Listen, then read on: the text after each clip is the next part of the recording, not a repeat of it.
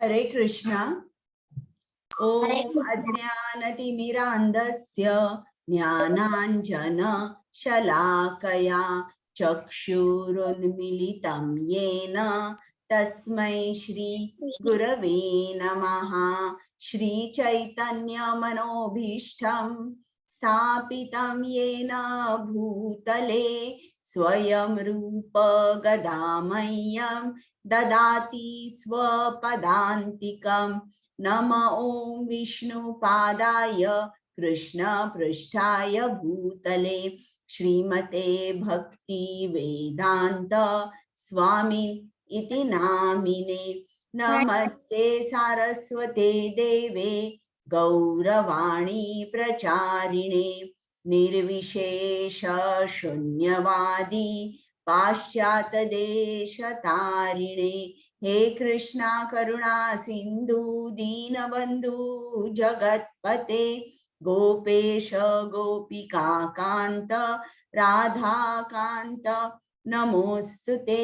तप्त कांचन गौरांगी राधे वृंदावनेश्वरी वृषभानुसुते देवी प्रणमामि हरिप्रिये।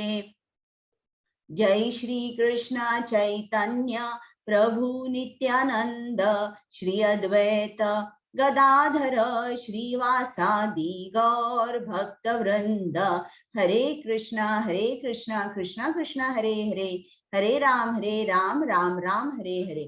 तुमचं सर्वांचं स्वागत आहे। आज आपण करतोय 10वा अध्याय आणि किती पटपट दिवस गेले, 9 अध्याय झाले, म्हणजे तुमची अर्धी भगवद्गीता झालेली आहे। आता आज 10वा अध्याय आपण करतोय। त्या 10व्या अध्यायाचं नाव आहे विभूती योग। बरं का, मी जरा स्क्रीन शेअर करते, मग तुम्हाला स्क्रीन दिसेल।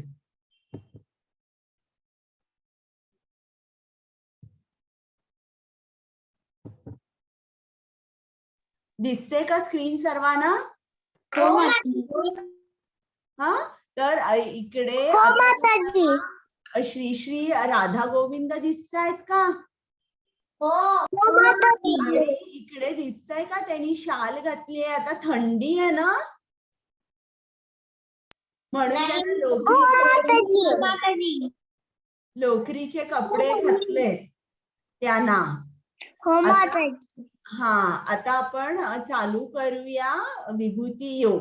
पण त्या अगोदर ज्यांच्या आनंदासाठी मी भगवद्गीता तुम्हाला सांगते आणि ज्यांच्या आनंदासाठी तुम्ही भगवद्गीता ऐकताय, त्या श्री श्री राधा गोविंदांना मी इकडनंच साष्टांग नमस्कार करते।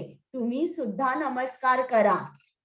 आणि त्याचप्रमाणे कृपामूर्ती श्रील प्रभुपाद, ज्यांनी आपल्यासाठी गीता लिहिलेली आहे सोप्या शब्दात, इस्कॉन मंदिराची स्थापना केली आहे, त्यांच्याशिवाय हा उपक्रम घडू शकला नसता आणि तुम्हाला कृष्ण कथेचा आनंद मिळू शकला नसता। त्या कृपामूर्ती श्रील प्रभुपादांना पण सर्वांनी नमस्कार करा, त्यांना पण साष्टांग नमस्कार।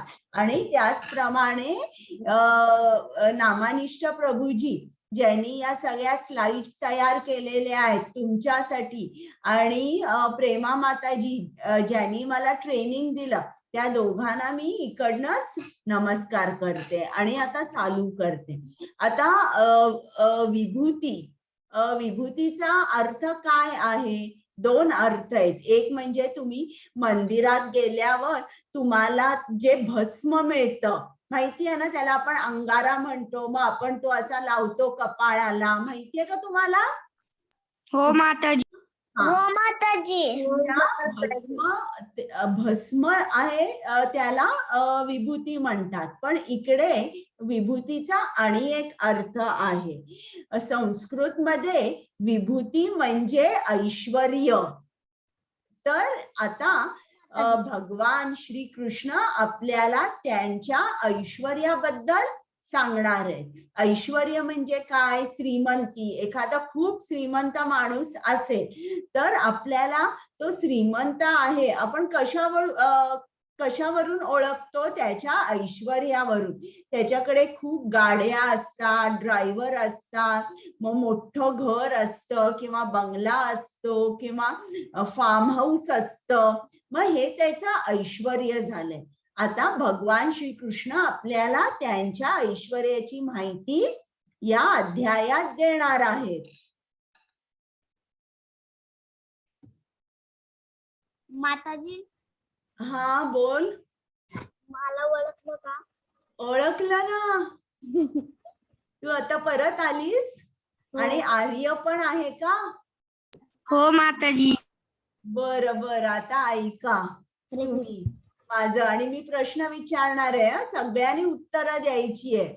आता 9व्या अध्यायात तुम्ही हात वर करा. 9व्या अध्यायात तुम्हाला कृष्णाने सांगितलंय की त्याला काय काय आवडतं. कोण मला सांगेल? स्वरांजली, अनम्यूट हो. कृष्णाला काय काय आवडतं खायला? दही आवडतं, दूध आवडतं. नाही, पण त्यांनी चार गोष्टी सांगितलेल्या आहेत. रिया,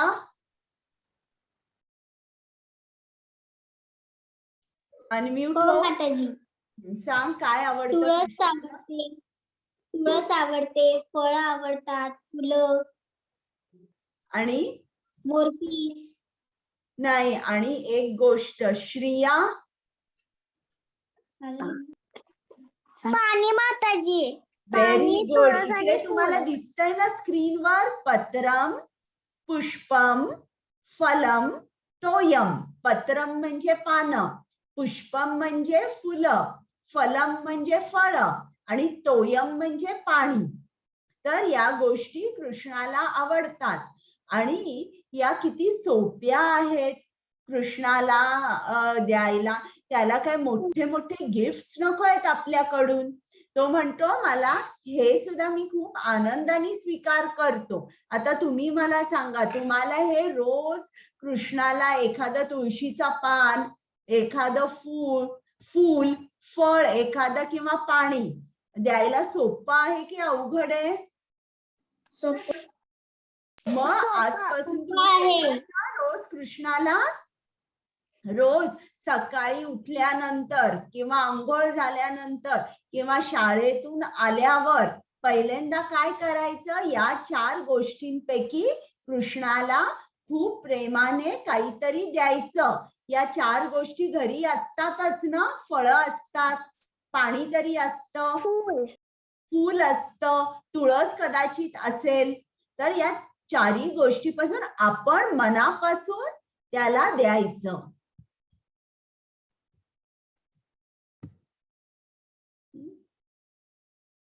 आता आपण करूया हे. आता जेव्हा कृष्ण देवकीच्या गर्भात होता तेव्हा सगळे देव देवता ना माहित होतं की आता कृष्ण जन्म घेणार आहे किंवा तो अवतरणार आहे पृथ्वीवर. मग सगळे ऋषी होते, सगळे देव देवता होते, ते येत होते आणि देवकी मातेकडे बघत होते आणि तिला प्रदक्षिणा घालत होते. हा, ते असे प्रेमाने, आदराने. बरं, आता तुम्ही मला सांगा, इकडे तुम्हाला काय काय दिसतंय? काय आहे हे? टीव्ही, कॉम्प्युटर आणि एरोप्लेन. हे तिन्ही कोणी बनवलंय? आणि हे कोणी बनवलंय? फूल, पक्षी, मोर देवानी बनवलेलं आहे. बरोबर आहे. आणि त्याचप्रमाणे माणूस कोणी बनवलेला आहे? कृष्णाने बनवलेला आहे. आपल्याला कुठलंही बाळ लॅबोरेटरी मध्ये तयार करायला येत नाही, कृष्णाने आपल्याला बनवलेलं आहे. म्हणून आपण काय म्हणतो? कृष्ण सर्वांचे स्रोत आहे. स्रोत म्हणजे सर्वांचा उगम आहे. इकडे दिसतोय कृष्ण. मग कृष्णापासून आपल्या सगळ्यांचा जन्म झालेला आहे. सगळे देव देवता, सगळी माणसं, सगळे ऋषी, या सगळ्यांचा जन्म कृष्णापासून झालेला आहे. हरे कृष्णा. कृपा हो माताजी. वाच. हो माताजी. जो मला अजन्मा चिरंतन सर्व लोकांचे स्वामी म्हणून तत्व जाणतो तो मानव आसक्ती आणि सर्व पापांपासून मुक्त आहे. हरे कृष्ण. आता तुम्ही मला सांगा की हात वर करा. मी हे एक्सप्लेन केल्यावर तुम्हाला प्रश्न विचारते. जो कृष्णाला जाणतो की तो अजन्मा म्हणजे त्याचा जन्म होत नाही, हा, तो चिरंतर आहे, म्हणजे त्याला कधीही मृत्यू नसतो. तो सर्व लोकांचा स्वामी आहे. जे तत्वतः जाणतात त्यांचं काय होतं, ते पापांपासून मुक्त होतात. आता अजन्मा आपण म्हणतो असं की कृष्ण जन्म घेतो, पण खरं म्हणजे ते चुकीचं आहे. कृष्ण जन्म घेत नाही, तो अवतरतो. आता समजा जर आता मी मुंबईला राहते, आता समजा जर मी अमेरिकेला गेले आणि तिकडे अमेरिकेला गेल्यावर तिकडची लोक जर मला म्हणाली की या बाईचा आत्ता जन्म झालेला आहे, तर ते बरोबर आहे की चुकीचं आहे? सांगा. चुकीचं. चुकीचं आहे. हा, मी अमेरिकेला गेले, आता मी अमेरिकेला 10 वर्ष राहिले आणि मग परत भारतामध्ये आले, परत मुंबईत आले 10 वर्षांनी, तर ती लोक असं म्हणतील का की या बाईचा मृत्यू झाला? नाही. हा, तर ते ज्याप्रमाणे आम्ही आता तुम्हाला सांगितलं ते पूर्ण चुकीचं आहे. त्याचप्रमाणे कृष्ण कुठे राहतो?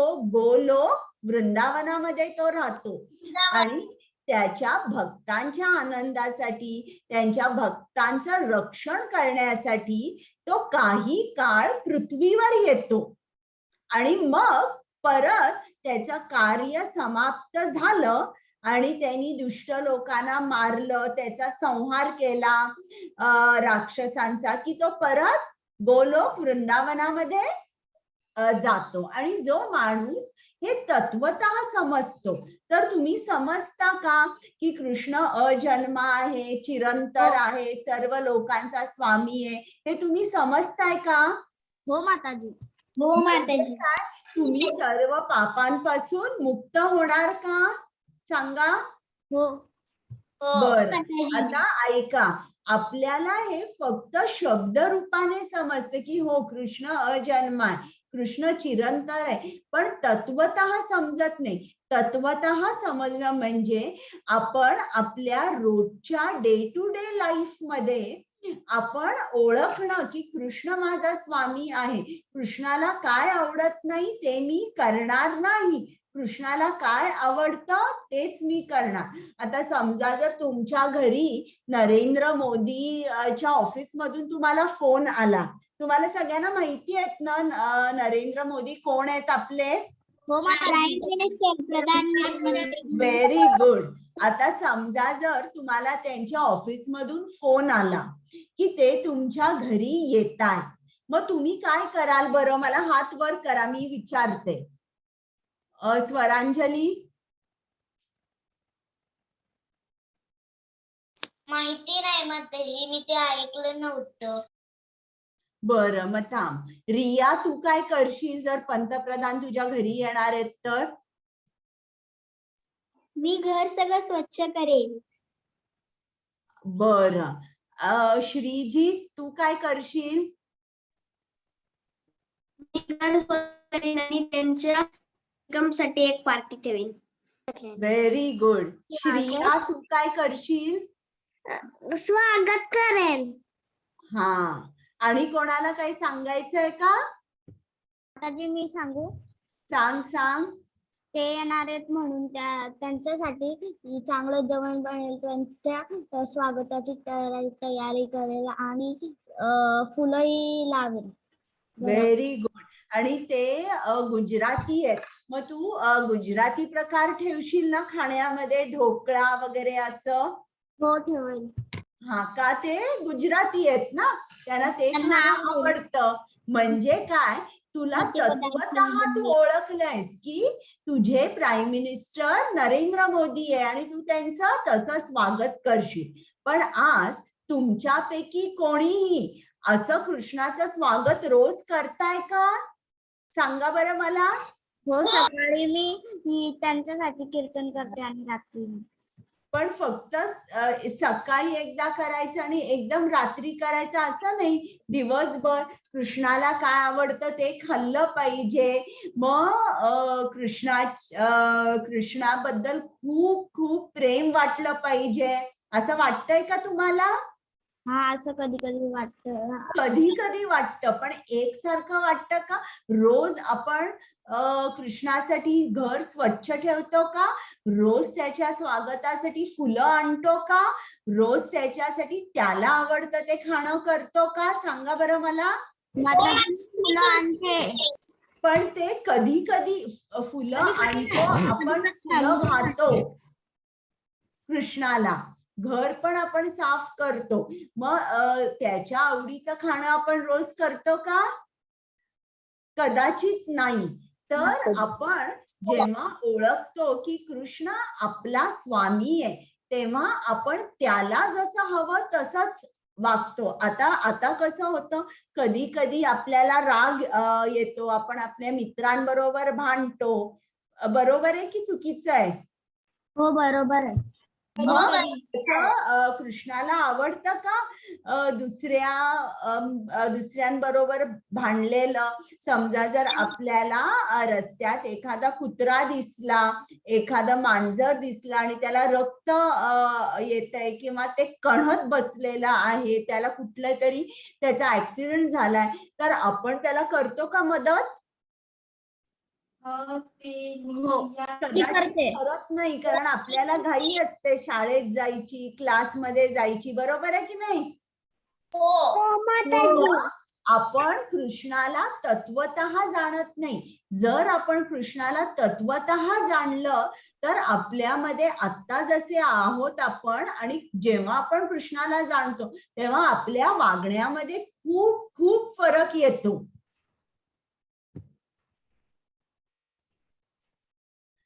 हरे कृष्ण. हरे कृष्ण. हा, एक एक वाचा. हो माताजी. देवांना माझी उत्पत्ती किंवा ऐश्वर्य माहित नाही, किंवा महर्षीगण यांनाही माहित नाही, कारण मी सर्व बाबतीत देव आणि महर्षींचे कारण स्वरूप उगम आहे. हरे कृष्ण. आता कृष्ण काय सांगतो की कोणालाही माहित नाही मी कोण आहे, हे कोणालाही माहित नाही. म्हणून मला माझे हे सगळं ऐश्वर्य आहे हे सांगावं लागतं, दाखवावं लागतं. कारण मी सर्वांचा उगम आहे, मी सर्वांना निर्माण केलेला आहे. त्याच्यामुळे सर्वांना मी कोण आहे हे माहित नाही. आता मी तुम्हाला प्रश्न विचारते, हात वर करा. आता समजा जर तुमची आई असेल, तुमच्या आईची आई असेल, तिची आई असेल, त्यांचं लाईफ तुम्ही ओळखू शकता का की ते शाळेत कसे जात होतील? त्यांच्याकडे मोबाईल नव्हता तर ते कसे कसे एकमेकांकडे बोलत असतील? मग तुम्ही त्यांचं लाईफ कसं होतं हे थोडं तरी इमॅजिन करू शकता का? नाही. त्याचप्रमाणे कृष्ण सुद्धा कोण आहे, तो कसा आहे, त्यांनी सांगितल्याशिवाय आपल्याला समजत नाही. म्हणून कृष्ण त्याचं ऐश्वर्य सांगतोय. आता पुढचं वाच कृपा. हो माताजी. जो माझे परम ऐश्वर्य रूप विभूतीला आणि योग शक्तीला तत्वत जाणतो, तो माझ्या अनन्य भक्तीसाठी तयार आहे, यात काही शंका नाही. म्हणजे इकडे कृष्ण काय सांगतो की ज्यांना माझे ऐश्वर्य आणि माझी शक्ती जी आहे, माझ्या शक्तीला जाणतात, ती माणसं माझी अनन्य भक्ती करू शकतात. अनन्य म्हणजे आणि अन्य म्हणजे नो अदर. म्हणजे ती जी माणसं आहे जी कृष्णाला जाणतात ते इतर देव देवतांची पूजा करत नाही, ते फक्त कृष्णाची भक्ती करतात आणि त्या भक्तीला म्हणतात अनन्य भक्ती. पुढचं वाच. हे कृष्ण, तुम्ही मला जे सांगितले आहे ते मी पूर्णपणे खरे मानतो. हे प्रभू, देव देवता किंवा असुरगण तुमचा स्वभाव समजू शकत नाही. हरे कृष्ण. म्हणजे इकडे कृष्णाने सांगितलंय आपल्याला की देव देवता आणि राक्षस यांना सुद्धा मीच निर्माण केलेलं आहे, पण म्हणून ते मला कोण आहे हे पूर्णपणे ओळखू शकत नाही. पुढचं वाच.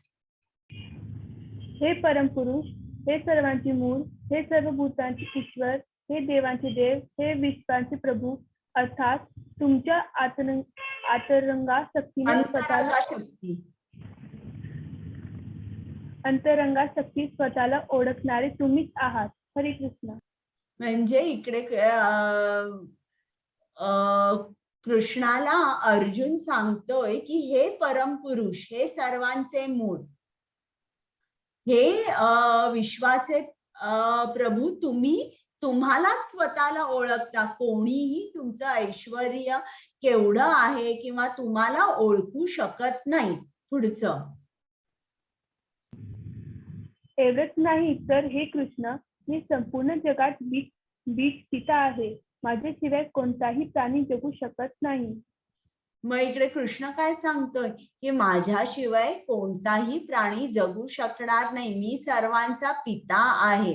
आता कृष्णाने तुम्ही 8व्या अध्यायात शिकलाय ना की ही पृथ्वी, जल, अग्नी, वायू, आकाश, ही पंचमहाभूत ही कृष्णाची एक शक्ती आहे. शिकलाय का तुम्ही? हो माताजी. आता कृष्णाने हे सगळं तयार केलंय. आता समजा जर कृष्णाने सगळं जल काढून घेतलं, पाणी काढून घेतलं, तर आपण जगू शकू का? नाही. किंवा सगळी हवा काढून घेतली कृष्णाने, तर काय होईल? मरून जाईल. मरून जाणार आपण. म्हणून इकडे कृष्ण म्हणतोय माझ्याशिवाय कोणताही प्राणी जगू शकणार नाही. आपल्याला जगण्यासाठी कृष्णाने काय काय दिलेलं आहे?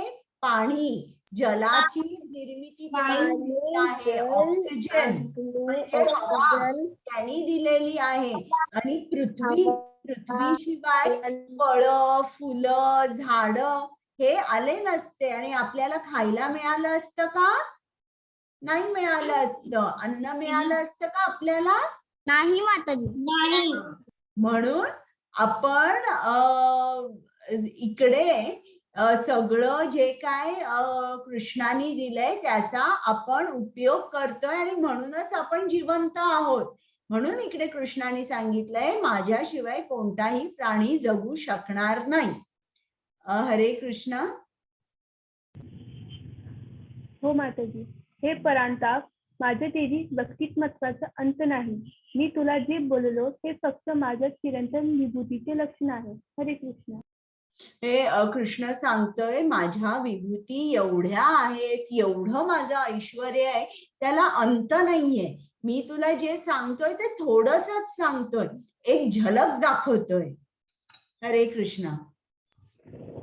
सर्व वैभवशाली सौंदर्य आणि वैभवशाली सृष्टी माझ्या वैभवच्या हिंगीतून तयार झाली आहे, हे तू जाण. म्हणजे इकडे कृष्ण काय सांगतोय की हे जे सर्व ऐश्वर्य तू बघतोयस हे माझ्या एका ठिणगीतून तयार झालेलं आहे. म्हणजे माझं केवढं वैभव आहे तू कॅल्क्युलेट करू शकणार नाहीस. हरे कृष्ण.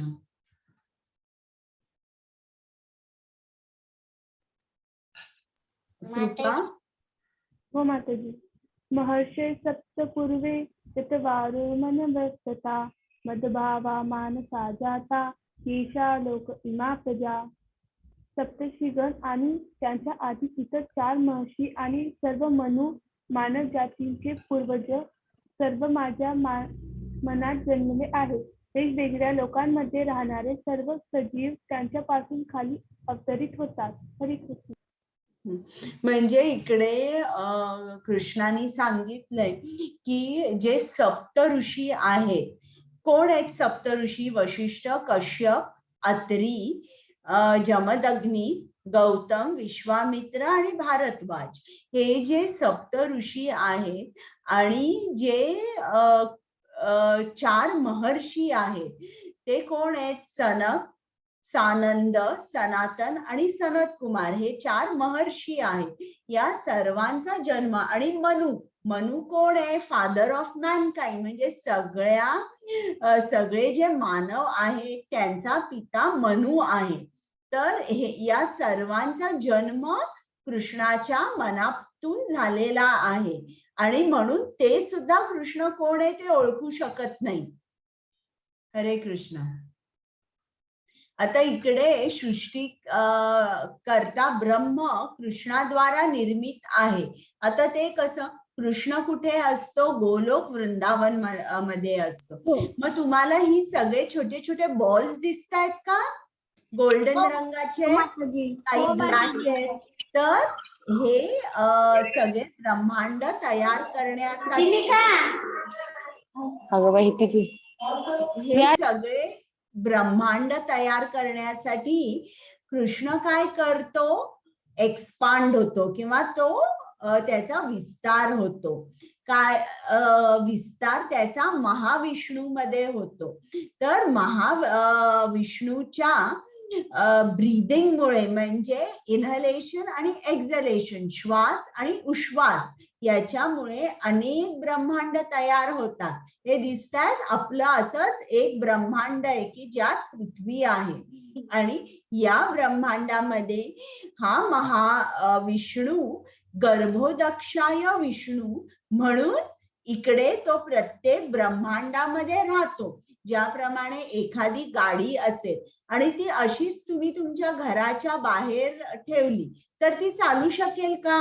मला सांगा.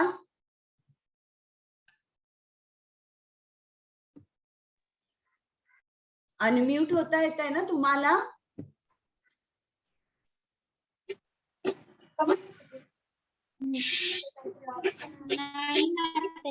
नाही, पण त्या गाडीमध्ये एक ड्रायव्हर ठेवला तर मग गाडी चालू शकते ना?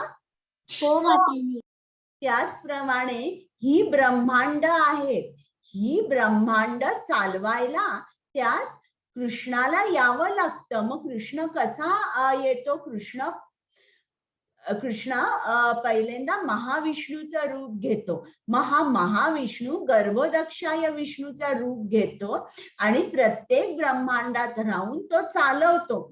आणि या गर्भोदक्षाय विष्णूच्या नाभी कमलातून एक देठ बाहेर येतो आणि त्या देठावर आपली पृथ्वी आणि इतर लोक असतात आणि देठाच्या वर कमळ असतं. कमळावर कोण असतो?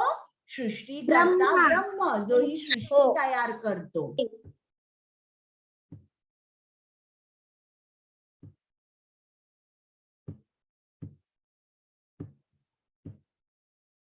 हरे कृष्ण. अह सर्वस्य प्रभुवो मत सर्व प्रवर्तते इति मत्वा भजन्ते मा मुदा भाव समन्विता. मी सर्व आध्यात्मिक आणि भौतिक जगाचे कारण आहे. सर्व काही माझ्यापासून प्राप्त झाले आहे. हे चांगले जाणणारे बुद्धिमान माझ्या प्रेमात आहे आणि मनापासून माझी पूजा करण्यास पूर्णपणे तयार आहे. हरे कृष्ण माताजी. म्हणजे आता कृष्ण आपल्याला सांगणारे महत्वाच्या गोष्टी सांगणारे 8वा श्लोक, 9वा श्लोक, 10वा आणि 11वा श्लोक, यात कृष्ण काय सांगतोय की आपलं नातं काय आहे आणि आपली ऍक्टिव्हिटी काय आहे आणि आपला गोल काय असला पाहिजे. आता हात वर करा तुम्ही. मी तुम्हाला प्रश्न विचारते. आता तुम्ही सगळेजण शाळेत जाता का? हो. मग शाळेमध्ये तुमचं एक रिलेशन असतं ना. तुम्ही स्टुडंट असता आणि शाळेत तुम्हाला तुमची एक टीचर असते, बरोबर? हो माताजी. आणि टीचरचं काय काम असतं? शिकवायचं. आणि तुमचं काय काम असतं? टीचर काय सांगते ते ऐकायचं आणि तोच अभ्यास करायचा. त्याचप्रमाणे कृष्ण आपल्याला इकडे काय सांगतोय? मी सर्वांचा निर्माता आहे, तुम्ही निर्मित आहात. माझ्यापासूनच सर्व काही या जगामध्ये सर्वांचा उगम मी आहे. माझ्यापासून सर्व काही निर्माण झालेले आहे. आणि जे जाणतात, जे बुद्धिमान जाणतात, ते काय करतात? रोज माझी पूजा करतात, माझा जप करतात, असं कृष्णाने सांगितलं. म्हणजे कृष्ण हा निर्माता आहे आणि आपण निर्मितो. कृष्ण क्रिएटर आहे, आपण क्रिएटेड आहोत.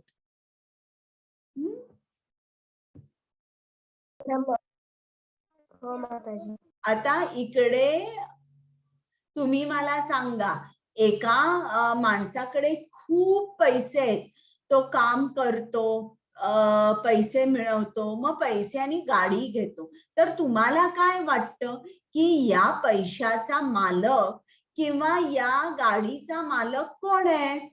कृष्ण. पण कृष्ण काय आहे? कोण मला सांगेल? पैसे तर सगळे या माणसाने मिळवलेले आहेत. कृष्णाने काय केलंय? पैसे मिळवण्याची बुद्धी कृष्णाने दिली आहे. करेक्ट. आणि कोणाला सांगायचंय? मला. हा, सांग. कारण की त्याला खरंच बनवलंच कृष्णाने.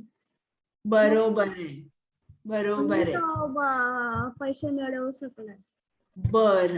तर आता ज्याप्रमाणे, आता समजा जर मी झाड लावलं, आणि ते झाड मी म्हंटल की आता या झाडाला जी फळं आहेत ती सगळी माझी फळं आहेत, कारण मी झाड लावलेलं आहे. पण हे चुकीचं आहे का? कारण झाडाला पाण्याची सोय कोणी दिली? तुम्ही सांगा मला. कृष्णाने. पाऊस कृष्णामुळे पडतो, त्याच्यामुळे कृष्णाने पाण्याची सोय केली आहे. मग झाडाला वाढण्यासाठी ऊन लागतं, मग त्या उन्हाची किंवा सूर्याची सोय कोणी केलेली आहे? कृष्णाने. मग त्या झाडाला माती लागते, मातीमध्ये ते उभं राहतं, मातीमधून व्हिटॅमिन मिनरल्स मिळतात. त्या मातीची सोय कोणी केलेली आहे? भगवान श्रीकृष्णांनी. आपण असं म्हणू शकतो का की हे फळ माझं आहे? कारण पाणी तर कृष्णाने दिलंय, सूर्यप्रकाश कृष्णाने दिलेला आहे, माती सुद्धा कृष्णाने जेव्हा पृथ्वी तयार केली तेव्हा त्याच्यावर भरपूर माती ची निर्मिती केली. मग जेव्हा कृष्ण त्या झाडाला सूर्यप्रकाश देतोय, पाणी देतोय आणि माती देतोय, तर आपण असं म्हणू शकू का की हे फळ माझं आहे? नाही. नाही. त्याचप्रमाणे एका माणसाला काम करण्यासाठी, ऑफिसमध्ये जाण्यासाठी पाय कोणी दिले? कृष्णाने. हात कोणी दिले? कृष्णाने. मग त्यांनी डोळ्यांनी तो कम्प्युटरवर जे काय काम करायचंय डोळ्यांनी वाचतो आणि बुद्धीने निर्णय घेतो आणि काम करतो आणि मग त्याला पैसे मिळतात. तर हे सर्व ही त्याची बुद्धी जी आहे, काम तो चांगल्या तऱ्हेने करतो, त्यासाठी तो चालत किंवा बसनी किंवा ट्रेननी किंवा गाडीने जातो, त्यासाठी पाय दिले, शक्ती दिली, ही सगळी कृष्णाने दिली आहे. तर खरा मालिक कोण आहे किंवा खरा मालक कोण आहे? कृष्ण आहे. कृष्ण. हरे कृष्ण. हो माताजी. मस्तिका मदगत प्राणा बोधयंत परस्परम कथयंत च मानित्य तुषयंती च रमणीच. माझ्या शुद्ध भक्तांचे विचार माझ्यात रमतात राहतात. ते माझ्या सेवेत आपले जीवन अर्पण करतात आणि ते एकमेकांना ज्ञान देतात आणि माझ्याबद्दल बोलताना समाधान आणि आनंद अनुभवतात. हरे कृष्ण. आता इकडे कृष्ण काय सांगतोय की जे त्याचे भक्त आहेत ते काय करतात?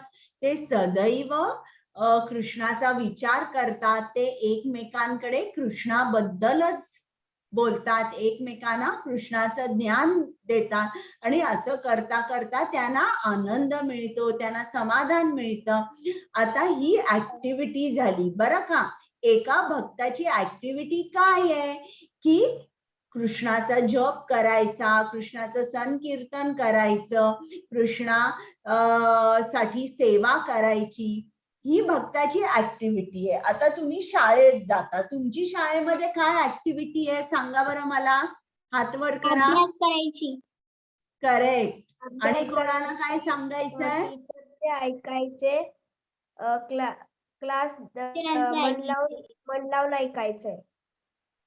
Very good. आणि कोणाला काय सांगायचंय? तर ही तुमची ऍक्टिव्हिटी झाली. तुम्ही शाळेत जाता, ती ऍक्टिव्हिटी तुमची झाली. काय की तुम्हाला अभ्यास करावा लागतो, टीचरचं ऐकावं लागतं. आणि जेव्हा तुम्ही असं अभ्यास करता, मग अभ्यास केल्यावरच चांगले मार्क मिळतात ना, आणि मग आपल्याला आनंद होतो. तर ही ऍक्टिव्हिटी झाली भक्ताची, जशी तुमची शाळेमध्ये ऍक्टिव्हिटी झाली. इकडे तुम्हाला दिसतायत का शिल प्रभुपाद, त्यांचे केवढे तरी भक्त आहेत आणि किती आनंदी आहेत, सगळे हसतायत, ते संकीर्तन करतायत. आता प्रल्हाद हे कोण होते? कृष्णाचे भक्त होते. तर प्रल्हाद महाराज जेव्हा शाळेत जात होते, लहान होते, तेव्हा ते काय करायचे, लंच ब्रेक मध्ये त्यांच्या सगळ्या मित्रांना सांगायचे की मी तुम्हाला कृष्ण कथा सांगतो, आपण कृष्णाचं संकीर्तन करूया. मग ते सगळे मित्र म्हणायचे नाही नाही, आपण नको, देवाचं का करायचं, आपण लहान आहोत, आपण खेळूया.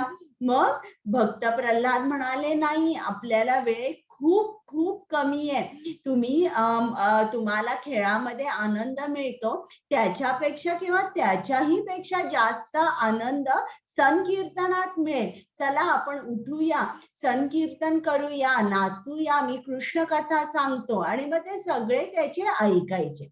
मग भक्त प्रल्हादनी श्रीमद भागवतम मध्ये सांगितलंय की म्हातारपण म्हणजे काय किंवा ओल्ड एज म्हणजे काय.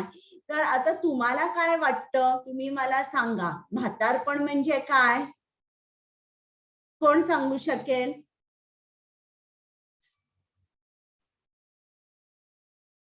सांग. जसं की आपण जर पूर्ण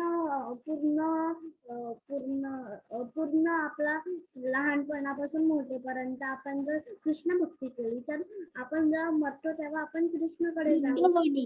आणि मी विचारलं म्हातारपण म्हणजे काय? जेव्हा आपलं वय वाढतं तेव्हा आपण वृद्ध होत जातो. म्हणजे मग आपले दात पडतात, आपल्याला चालायला नीट येत नाही, काठी लागते, डोळ्याला चष्मा येतो, त्याला म्हणतात वृद्ध किंवा म्हातारं. पण प्रल्हाद महाराजांनी काय सांगितलंय की तुम्ही मरण्याच्या अगोदर कुठलाही दिवस असतो तर तेव्हा आपलं म्हातारपण चालू असतं. म्हणजे आता एक लहान बाळ असेल, जर त्या लहान बाळाला विचारलं किंवा लहान मुलाला हाऊ ओल्ड आर यू, तो काय म्हणेल 4 years old. काय म्हणतो तो? 4 years old म्हणतो. असं म्हणतो का I am 4 years young? Old म्हणतो. म्हणजे तुमचं ओल्ड एज कधी चालू होतं? जन्म झाल्यापासून चालू होतं. का? कारण कोणालाही माहित नसतं की तुमचं मरण कधी असणार आहे. तुम्ही बघितलंय का, कधी कधी लहान बाळ जन्म झाल्यावरच लगेच मरतात, त्यांना काहीतरी रोग झालेला असतो अगोदर. तर म्हणून इकडे आपल्याला प्रल्हाद महाराज सांगतात की तुमच्या आयुष्यातला एक दिवस सुद्धा फुकट घालवू नका. तुम्ही रोज जप करा, रोज कृष्ण कथा ऐका, प्रल्हाद महाराज सांगतायत. तुम्हाला ही गोष्ट माहितीये का प्रल्हाद महाराजांची? नाही. बरं, मग मी तुम्हाला ही गोष्ट सांगते आज. खूप छान गोष्ट आहे हा प्रल्हाद महाराजांची. तर प्रल्हाद हे एका राक्षसाचे पुत्र होते. हा, तो राक्षस जो होता किंवा असुर होता त्याचं नाव होतं हिरण्यकश्यपू. आणि हिरण्यकश्यपू राक्षस कसे असतात, त्यांना सगळं काही हवं असतं स्वतःसाठी. त्यांना सगळे लोक हवे असतात. त्यांना स्वर्ग लोक हवा असतो, त्यांना पृथ्वीवर राज्य करायचं असतं आणि पाताळात सुद्धा त्यांना राज्य करायचं असतं. म्हणून त्याला एकदा हिरण्यकश्यपूनी ठरवलं की आपण जाऊन ब्रह्माची तपस्या करूया. आणि तो रानामध्ये गेला आणि त्यांनी एका पायावर उभं राहून त्यांनी ब्रह्मदेवाचा मंत्र म्हणायला चालू केला. आणि खूप पाऊस आला, खूप ऊन आलं, तरीही तो घाबरला नाही आणि त्याची तपस्या तशी चालू राहिली. इकडे काय झालं, इकडे देवांना समजलं की हा हिरण्यकश्यपू तपस्या करतोय आणि या हिरण्यकश्यपूवर देव जर प्रसन्न झाला तर तो हिरण्यकश्यपू लवकरच स्वर्गात येईल, आपल्या बरोबर युद्ध करेल आणि आपल्याला स्वर्गातून घालवून देईल. म्हणून इंद्राने काय ठरवलं की आपण आता हा तपस्या करतोय तसं त्याच्या राज्यात जाऊन युद्ध करूया आणि सगळ्या असुरांचा नाश करूया. मग तो एकटा येऊ शकणार नाही स्वर्गामध्ये युद्ध करायला. म्हणून इंद्र आपल्या सेनेला घेऊन त्या असुर लोकांमध्ये गेला. तेव्हा काय झालं, तिकडनं नारद मुनी चालले होते आणि तो युद्ध करू लागला. आणि युद्ध करता करता हिरण्यकश्यपूची बायको कयाधू होती, तिच्या पोटामध्ये प्रल्हाद होता. आणि इंद्राने ठरवलं की या कयाधूला आपण मारून टाकूया. तितक्यात नारद मुनी तिकडे आले आणि म्हणाले, अरे हिला मारू नकोस, कयाधूच्या पोटामध्ये बाळ आहे आणि म्हणून तू कयाधूला मारू नकोस. मग मग इंद्र म्हणाला बरं, आणि नारद मुनी कयाधूला म्हणाले की चल तू माझ्या बरोबर लवकर माझ्या आश्रमात चल. मग नारद मुनी कयाधूला त्यांच्या आश्रमात घेऊन गेले आणि त्या आश्रमामध्ये ती कयाधू रोज काम करू लागली. सकाळी जे ऋषीमुनी यायचे त्यांना ती दूध फळं द्यायची, मग दुपारी जागा साफ करायची, संध्याकाळी जप असायचा, भागवत कथा असायची, मग ती सर्वांसाठी खाली चटई ठेवायची, सर्वांना पाणी द्यायची, प्रसाद द्यायची आणि ती पण बसून भागवत कथा ऐकायची. आणि ती जेव्हा भागवत कथा ऐकत असे तेव्हा तिच्या पोटातला जो प्रल्हाद होता तो पण ऐकत होता ती कथा. आणि मग असे बरेच दिवस झाल्यानंतर मग जन्म झाला आणि सुंदर मुलगा झाला कयाधूला. आणि तो त्याच्या चेहऱ्यावर इतका आनंद होता, आनंद म्हणजे आल्हाद, इतका आनंद होता की नारद मुनींनी त्याचं नाव प्रल्हाद ठेवलं. जेव्हा आपण प्र म्हणतो तेव्हा खूप जास्त आनंद म्हणजे प्रल्हाद. आता जेव्हा समजा जर एखादा माणसाकडे खूप बल आहे, मग आपण म्हणतो अरे याच्यामध्ये बळ आहे, पण खूप बळ असेल तेव्हा आपण म्हणतो प्रबळ. माहितीये का तुम्हाला? प्र लावल्यावर त्याचा अर्थ होतो खूप जास्त. मग ते बल असेल किंवा इकडे आल्हाद, प्रल्हाद का म्हटलंय, कारण तो खूप त्याच्या चेहऱ्यावर आनंद दिसत होता.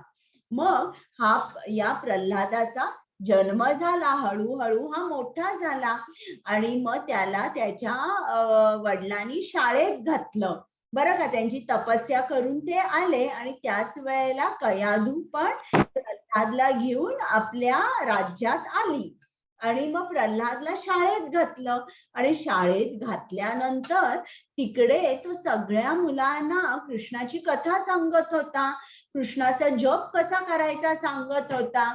आणि एकदा त्याच्या वडिलांना समजलं की असं प्रल्हाद कृष्णाचा जप करतोय, म्हणून त्याला राग आला आणि त्यांनी त्याच्या 2 गुरूंना बोलवलं जे त्याला शिकवत होते शाळेमध्ये, आणि त्यांना ओरडले हिरण्यकश्यपू की तुम्ही काय शिकवताय माझ्या मुलाला. तर ते म्हणाले आम्ही शिकवत नाही आहोत तुमच्या मुलाला, त्याला कोण शिकवता आम्हाला माहित नाही, पण त्याला कृष्णाच्या सगळ्या कथा माहितीये आणि आम्ही जरी किती सांगितलं तरी तो आमचा ऐकत नाही. मग हिरण्यकश्यपूनी प्रेमाने त्यांच्या मुलाला सांगितलं प्रल्हादला की तू कृष्णाचं नाव घ्यायचं नाही, कृष्ण आपला शत्रू आहे, तू फक्त माझं नाव घ्यायचं, माझी पूजा करायची. मग प्रल्हाद म्हणाला कृष्ण कोणाचाच शत्रू नाहीये, तो सर्वांचा मित्र आहे आणि तो कोणाचा शत्रू होऊच शकत नाही, तो आपल्या सर्वांचा मित्र आहे आणि त्याचंच नाव आपण घेतलं तर आपलंही कल्याण होणार आहे. असं म्हटल्यानंतर तो खूप खूप चिडला हिरण्यकश्यपू. त्यांनी काय सांगितलंय, तुझा मित्र आहे का कृष्ण, आता बघूया कृष्ण तुला वाचवायला येतो का.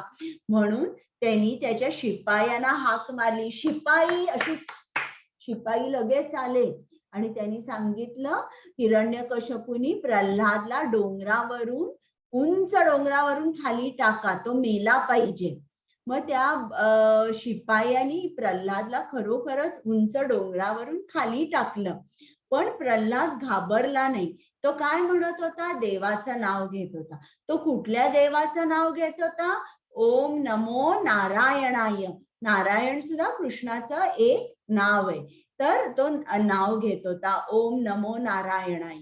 आणि झालं काय, कृष्णाने त्याच्यासाठी खाली गवताची एकदम मऊ मऊ गादी तयार केली. वरून तो जसा खाली आला तसा तसा तो अगदी अलगद, जसं पीस एखाद्या गवतावर पडेल तसा अलगद तो त्या गादीवर पडला गवताच्या. त्याला काही त्रास नाही झाला, हे नाही झाला. आणि हे शिपाई घरी आले, राजवाड्यात आले आणि सांगितलं आम्ही फेकला आणि तो मेला म्हणून प्रल्हाद. आणि त्यानंतर थोड्या वेळाने प्रल्हाद घरी आला आणि त्याला हिरण्यकश्यपूला वाटलं हा घरी कसा आला जिवंत, म्हणून त्यांनी सांगितलं आता मी तुला विषारी सापांच्या पिंजऱ्यात ठेवतो. आणि विषारी सापांच्या पिंजऱ्यात ठेवलं, पण प्रल्हाद घाबरला का नाही. तो काय म्हणायला लागला, ओम नमो नारायणाय. आणि तुम्हाला सर्वांना माहिती आहे ना की आपल्या हृदयामध्ये कृष्ण परमात्मा म्हणून कुठे राहतो, सांगा बरं. हृदयात. तर सगळ्या प्राण्यांच्या हृदयामध्ये कृष्ण असतो, फक्त आपल्या नाही. तर या प्राण्यांच्या सापांच्या हृदयात सुद्धा जो परमात्मा होता त्यांनी या सापांना बुद्धी दिली की हा माझा भक्त आहे, याच्या जवळ सुद्धा जाऊ नका, तुम्ही याला चावू नका म्हणून. आणि हे जे साप आहेत हे तिकडच्या तिकडेच राहिले, त्यांनी त्यांचा जबडा उघडलाय, पण एका सापाने फुत्कार केली नाही किंवा दंश केला नाही, एक साप सुद्धा चावला नाही प्रल्हादला. मग असं बघितल्यावर हिरण्यकश्यपू आणि चिडला आणि म्हणाला की आता मी तुला एका वेड्या हत्तीच्या समोर ठेवीन, पण मला सांगा हत्तीच्या सुद्धा हृदयामध्ये कोण आहे, कृष्ण. कृष्ण. मग कृष्णाने त्या हत्तीला बुद्धी दिली की तू याला हात सुद्धा लावू नकोस. म्हणून हा हत्ती आला, त्यांनी पाय वर मारायला घेतला, पण त्यांनी प्रल्हादला हात सुद्धा लावला नाही, मारलं सुद्धा नाही. मग त्यांनी काय केलं, परत अशी असुर जे राक्षस सारखे आहेत त्यांना आणि विषारी सापांना प्रल्हादच्या भोवती ठेवलं. पण अशी गंमत झाली की हे सगळे जे असुर आहेत काही झाल्याने त्यांचा भाला एका ठिकाणी येऊन थांबला, तो पुढेच जाईना त्यांचा भाला.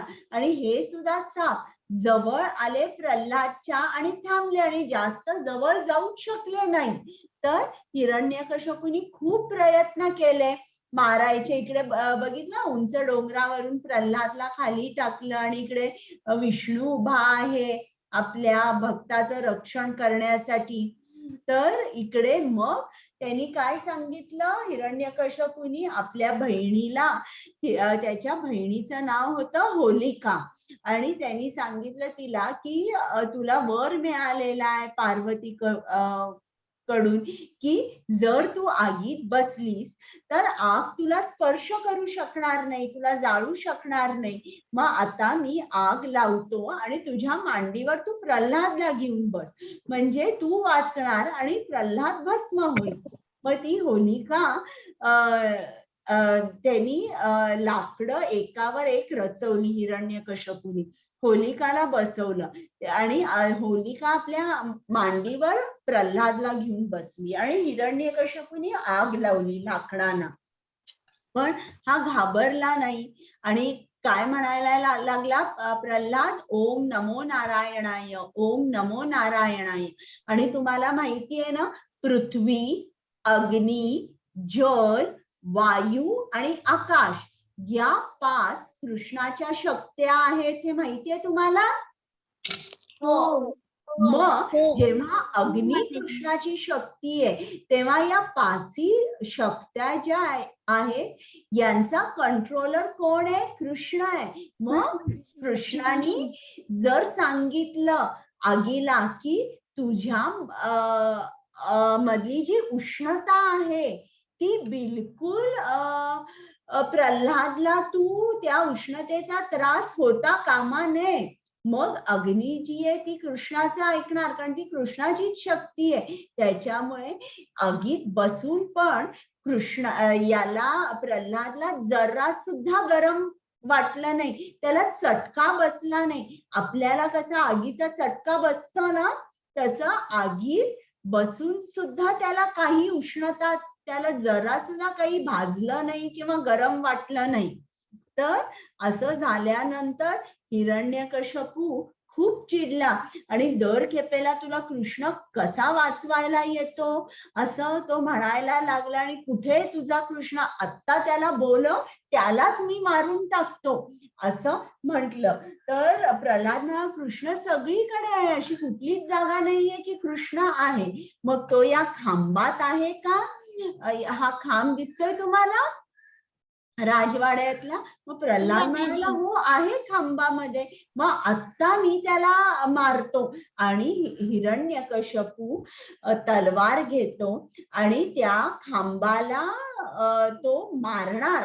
तितक्यात तो खांब धूभंगतो, म्हणजे त्याचे 2 भाग होतात आणि खांबातून एक नरसिंह, म्हणजे अर्धा पुरुष किंवा अर्धा नर आणि अर्धा सिंह असा माणूस बाहेर येतो. आणि हिरण्यकश्यपूला ब्रह्मदेवानी वर दिलं असतं, तुला कोणी प्राणी मारू शकणार नाही, तू स्वर्गात मरणार नाही, तू पृथ्वीवर मरणार नाही, तू पाताळ लोकात मरणार नाही, तुला सकाळी मरण येणार नाही, तुला संध्याकाळी मरण येणार नाही, तुला दुपारी मरण येणार नाही, तुला रात्री मरण नाही येणार, तुला कुठलाही पशु मारू शकणार नाही, कुठलाही देव मारू शकणार नाही, कुठलाही प्राणी मारू शकणार नाही, कुठलाही मानव मारू शकणार नाही. मग असं म्हटल्यानंतर त्याला वाटलं की मी अमर झालो हिरण्यकश्यपूला, मला कोणीच मारू शकणार नाही. पण कृष्ण कसा असतो, त्याला आपल्या भक्तांना त्रास दिलेला आवडत नाही. मग तो या सगळ्यातून त्यांनी युक्ती काढली आणि कृष्णाने नरसिंहाचं रूप घेतलं. तो मानवही नव्हता, प्राणीही नव्हता, अर्धा मानव होता, अर्धा प्राणी होता. मग त्याला वर होतं की कुठल्याही अस्त्राने, म्हणजे तलवारीने, धनुष्यबाणाने, भाल्याने तुला कोणी मारू शकणार नाही. मग हा जो नरसिंह होता त्याच्या हातामध्ये तलवार नव्हती, गदा नव्हती, धनुष्यबाणी नव्हता, पण त्याची नख कशी होती? अणकुचीदार, तीक्ष्ण नख होती. मग त्यांनी सांगितलं होतं तू पृथ्वीवरही मरणार नाही, स्वर्गातही मरणार नाही, पाताळातही मरणार नाही. मग या नरसिंहाने काय केलं, या हिरण्यकश्यपूला आपल्या मांडीवर घेतलं. म्हणजे तो स्वर्गात पण नव्हता, पृथ्वीवर पण नव्हता आणि पाताळातही नव्हता. आणि त्यांनी वेळ कुठली धरली, संध्याकाळ पण नव्हती आणि दुपार पण नव्हती, सकाळी नव्हती, रात्र नव्हती. संध्याकाळ आणि दुपार या मधली ती वेळ होती. म्हणजे रात्रही झाली नव्हती आणि धड संध्याकाळी नव्हती. म्हणजे आपण म्हणतो ना ट्वाइलाइट म्हणतो ना आपण, ती वेळ होती. आणि तेव्हा त्यांनी त्याला आपल्या मांडीवर घेतलं आणि आपल्या अणकुचीदार नखानी, कुठलंही अस्त्र-शस्त्र वापरला नाही, अशी नख त्याच्या पोटामध्ये घातली आणि ते पोट फाडून काढलं. त्याचं रक्तबंबाळ झाला तो. आणि इकडे प्रल्हाद महाराज बघितले कसे उभे, एक हार घेऊन उभे आहे. कारण दर खेपेला नरसिंहानी म्हणजे कृष्णानी भक्त प्रल्हादाचं रक्षण केलं. म्हणजे कृष्ण कसा असतो, आपल्या भक्तांचं रक्षण करतो आणि लगेच तो येतो आणि रक्षण करतो. तेव्हा आपण सुद्धा जेव्हा जप करतो तेव्हा लक्षात ठेवा की कृष्ण आपलं रक्षण करत असतो. इकडे बघितलं का. मग हे झाल्यानंतर यांनी नरसिंह देवानी आपली गदा आणि आपलं सुदर्शन चक्र घेतलंय. पण त्याला मारताना मात्र त्यांनी आपल्या नखानी मारलंय. आणि सगळेजण तरी नरसिंहदेव खूप रागवलेले असतात. आपल्या भक्ताला असा त्रास होतोय, असं सगळेजण त्रास देत आहेत माझ्या भक्ताला, आणि ते शांत होत नाही. मग सगळेजण भक्त प्रल्हादला सांगतात की तुम्ही जा आणि नरसिंह देवांना शांत करा. मग भक्त प्रल्हाद नरसिंह देवाकडे जातो आणि जेव्हा भक्त देवाकडे जातो तेव्हाच नरसिंहदेव शांत होतो. इकडे तुम्हाला दिसतंय का, त्याच्या मुकुटामध्ये मोरपीस आहे. म्हणजे हा नरसिंहदेव हे कृष्णाचे अवतार आहे. दिसतोय का मोरपीस? हो माताजी. हो माताजी.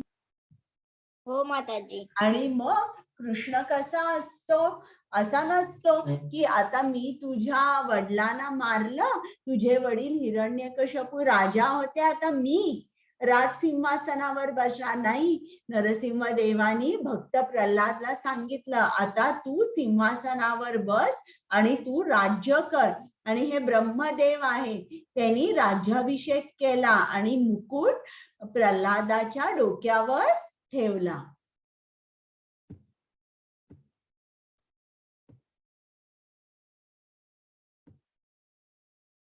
हरे कृष्ण. हो माताजी. तेषा सततयुक्ताना भजन्ता प्रीतिपूर्वकं ददामि बुद्धियोगंत येन मामुपयांति ते. जे सतत प्रेमाने माझी सेवा करत असतात याद्वारे ते माझ्याकडे येऊ शकतात त्यांना मी ज्ञान देतो. हरे कृष्ण. आता इकडे आपल्याला कृष्ण काय सांगतो, जे भक्त प्रेमाने माझी सेवा करतात त्यांना मी काय करतो, त्यांना ज्ञान देतो. म्हणजे हा काय झाला, गोल झाला. म्हणजे ज्ञान मिळतं. ज्याप्रमाणे शाळेमध्ये तुम्ही जाता, तुमचं एक नातं एस्टॅब्लिश करता की ही माझी टीचर आहे, टीचर आणि स्टुडंट हे तुमचं नातं असतं. शाळेत जाता तेव्हा तुम्ही काय करता, तुमची ऍक्टिव्हिटी काय आहे, अभ्यास. आणि गोल काय आहे तुमचं, ज्ञान मिळवायचं, चांगला अभ्यास करायचे, मार्ग मिळवायचे. त्याचप्रमाणे आपला भक्ताचा गोल काय आहे, ज्ञान मिळवायचं आणि कृष्णाकडे जायचं, कृष्णाची भक्ती करायची. कृष्णाची भक्ती करायची आणि कृष्णाकडे जायचं. ज्याप्रमाणे गाडीमध्ये आपण GPS लावतो, आपल्याला कुठेही जायचं असेल तर, आणि लोकेशन माहित नसेल तर GPS वापरतो. तसं कृष्णाकडे जायचं असेल तर आपल्याला काय केलं पाहिजे, येस, केला केला पाहिजे. पाहिजे आपल्याला. केला पाहिजे. हरे कृष्ण. तेषामेवानुकम्पार्थमहं ज्ञानजतमा नाशयान यान्मयातम भावतो ज्ञानदीपेन भास्वता. ज्ञानाच्या प्रकाशमाने दिव्यातून ज्ञानाच्या हृदयात राहून त्यांच्यावर विशेष प्रसन्न होण्यासाठी मी अन्यानी अंधार दूर करते. हरे कृष्ण माते. म्हणजे कृष्ण आपल्याला सांगतो जे त्याचे भक्त आहेत त्यांच्यासाठी तो काय करतो, त्यांचं अज्ञान जे आहे ते दूर करतो, म्हणजे त्यांना तो ज्ञान देतो. जर आपण शरण जायला तयार असाल तर परमेश्वर आपल्याला त्याच्या घरी घेऊन जायला तयार आहे, पण आपल्याला काय करावं लागतं, शरण जावं लागतं. शरण जाणं म्हणजे कृष्णाने जे जे काय सांगितलंय ते मनापासून करायचं, ऐकायचं, प्रेमाने सेवा करायची त्याची. म्हणजे ज्याप्रमाणे जर तुम्ही अभ्यास करायला तयार असाल तर तुम्हाला चांगले मार्क मिळणार, बरोबर ना? हो बाई राजा. हो. हा, हरे कृष्ण. अर्जुनोवाच परम ब्रह्म परम धाम पवित्र परम भवाम पुरुष शाश्वत दिव्य माविदेव मज विभूम आहुत्वं वामुष सर्वे देवी श्रीनारद कथा अस्तित्व देवलो व्यास स्वयंसेव भविष्य में. अर्जुन म्हणाला, तुम्ही सर्वोच्च भगवान परमधाम परम पवित्र परम सत्य आहात. तुम्ही चिरंतन देवी आदि पुरुष अजन्मी आणि महान आहेत. नारद असित देवर आणि व्यास सारखे ऋषी तुमच्या ठाशी पुष्टी करतात आणि आता तुम्ही स्वतः मला सांगत आहात. हरे कृष्ण. आता जेव्हा तुम्ही मंदिरात जाता ना तेव्हा कृष्णाची प्रार्थना अशी करायची, अर्जुनाने केली आहे. म्हणायचं, कृष्ण तुम्हीच परब्रह्म आहात, तुम्हीच परमधाम आहात, तुम्हीच पवित्र आणि परम आहात, तुम्ही शाश्वत आहात, तुम्ही दिव्य आहात, असं आपण कृष्णाची स्तुती करायची.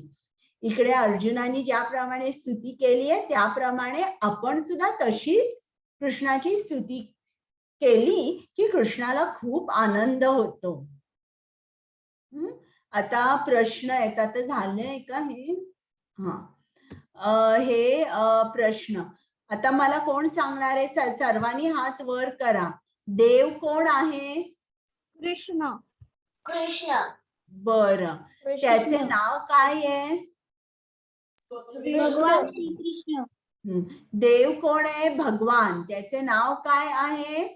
कृष्ण. तो माणूस आहे का? हो. तो माणूस आहे, पण तो आपल्यासारखा आहे का? नाही. तो कसा आहे? दिव्य माणूस आहे. त्याचं शरीर आपल्यासारखं आहे का? नाही. त्याच्या शरीराचा नाश होत नाही, आपल्या शरीराचा नाश होतो. त्याचा फॉर्म कसा आहे? त्याचं रूप कसं आहे? मला सांगा, इकडे काय दिसतंय तुम्हाला? सुंदर. करेक्ट. आणि त्याच्या मुकुटामध्ये काय आहे? मोरपीस. आणि हातात काय आहे? बासुरी. हा. आणि त्याला किती पाय आहेत? 2. हा, तर हा त्याचा फॉर्म झाला. आणि आपण कृष्णावर ध्यान कसे केंद्रित केले पाहिजे? करेक्ट. जप करून. कुठला जप करायचा? हरे कृष्ण महामंत्राचा जप. करेक्ट. हरे कृष्ण कृष्ण कृष्ण हरे हरे, हरे राम राम राम हरे हरे. सर्वांनी अटेंडन्स मार्क केलाय का? हो माताजी. मी करत नाही. अटेंडन्स की नोट केलीस का? हो माताजी. हा, इकडे हा मंत्र आहे. तुम्हाला सर्वांना पंचतत्व मंत्र माहिती आहे ना? हो माताजी. इकडे. मला बरं, कोण सांगणार आहे मला पंचतत्व? मी वाचू माताजी. मी वाचू हा, सांग माताजी. रिया. जय श्री कृष्ण चैतन्य प्रभु नित्यानंद श्री अद्वैत गदाधर श्रीवासादि गौर भक्तवृंद. हरे कृष्णा कृष्णा कृष्णा हरे हरे. व्हेरी हरे गुड. राम राम हरे. खूप छान. हा, आता ही गोष्ट माहितीये का तुम्हाला सुदामाची? मी शिकली होती ही गोष्ट. हो माताजी, मला माहिती आहे. सुदामाची गोष्ट आहे. तर सुदामा कृष्णाचा मित्र होता आणि ते दोघही एका गुरुकुलात शिकत होते. आणि मग त्याच्यानंतर कृष्ण राजा झाला, पण तरी तो आपल्या मित्राला विसरला नाही. एक दिवस सुदामा गरीब होता, त्याच्याकडे पैसे नव्हते. मग तो कृष्णाकडे आला. त्याची बायको म्हणाली की तुम्ही कृष्णाकडे जा आणि काही मदत विचारा. पण सुदामाला जायचं नव्हतं, पण बायकोनी सांगितल्यामुळे तो गेला आणि जाताना थोडेसे पोहे घेऊन गेला बरं का. आणि तो गेला तिकडे आणि मग कृष्णाने असं म्हटलं नाही की तू आता गरीब आहेस, आता काही तू माझा मित्र नाहीस. नाही, त्याचं खूप छान स्वागत केलं आणि त्याला विचारलं माझ्यासाठी काय खायला आणलंयस. आणि जेव्हा त्यांनी पोहे दाखवले तेव्हा कृष्णाला खूप आनंद झाला. आणि मग ते सगळे त्याचे पाय धुतले, त्याला चांगलं जेवायला दिलं, त्याचं चांगलं स्वागत केलं आणि मग त्याला सांगितलं. बरं, मग दुसऱ्या दिवशी सुदामा म्हणाला मी घरी जातो. मग कृष्ण म्हणाला बरं. कृष्णाला माहिती होतं की सुदामा कशाला आलाय आणि सुदामाला विचारायला लाज वाटत होती मला पैसे दे म्हणून. आणि मग सुदामा गेला घरी, काही न विचारता गेला. कृष्ण कसं सर्वांच्या मनातलं ओळखतो बघा. घरी पोचायच्या अगोदर त्याचं घर महालामध्ये रूपांतर झालं होतं. सुंदर त्याची बायको साडी घातली होती, दागिने घातले होते, मुलांनी रेशमी वस्त्र घातले होते आणि खूप तिकडे छान त्याला वास येत होता स्वयंपाकाचा. तर कृष्ण असा आहे, आपण त्याला थोडस जरी काही दिलं ना, पोहे जरी दिले तरी आपल्याला तो किती परत करतो आणि किती प्रेम करतो आपल्यावर. हरे कृष्ण. माताची मी वाचू. बरं, वाच. भगवान म्हणाले होय, मी तुला माझ्या भव्य अभिव्यक्तीबद्दल सांगेन, पण त्यांच्यामध्ये जे प्रमुख अभिव्यक्ती आहेत तेच कथन करेन, कारण हे अर्जुन माझे ऐश्वर्य अमर्याद आहे.